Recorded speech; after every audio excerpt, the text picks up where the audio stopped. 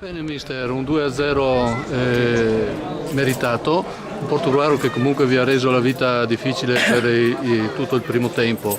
Il rigore non si è visto se c'era, ma nessuno ha protestato, quindi deduco che c'era. Avete fatto la partita che vi aspettavate?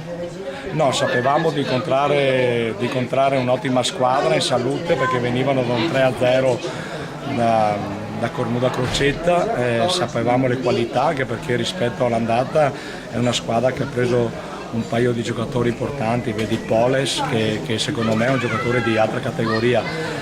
Siamo stati bravi nel concedere poco agli avversari e dopo siamo stati altrettanto bravi a sfruttare quelle poche occasioni che abbiamo avuto, però penso che tutto sommato il risultato sia giusto. E adesso voi penso farete anche un po' il tifo per il Portogruaro perché andrà a incontrare la vostra antagonista e voi avete anche una partita da recuperare. Lei è ottimista?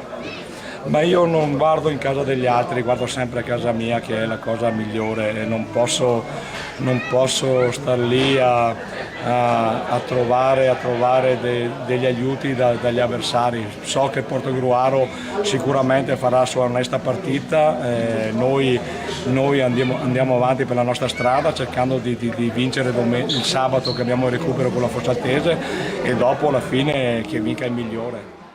Cosa vi ha portato fino alla vetta della classifica se dobbiamo andare a fare una sintesi visto che siamo verso la fine? Le devo fare una piccola osservazione, non siamo primi ma siamo secondi a 2 punti dal Careni.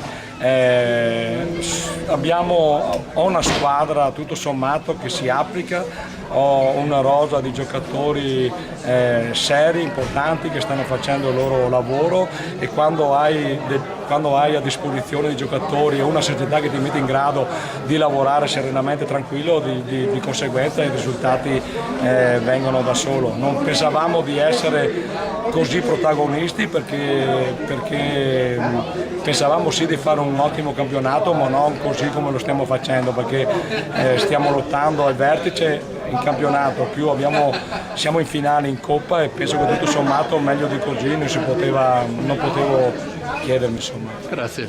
Niente.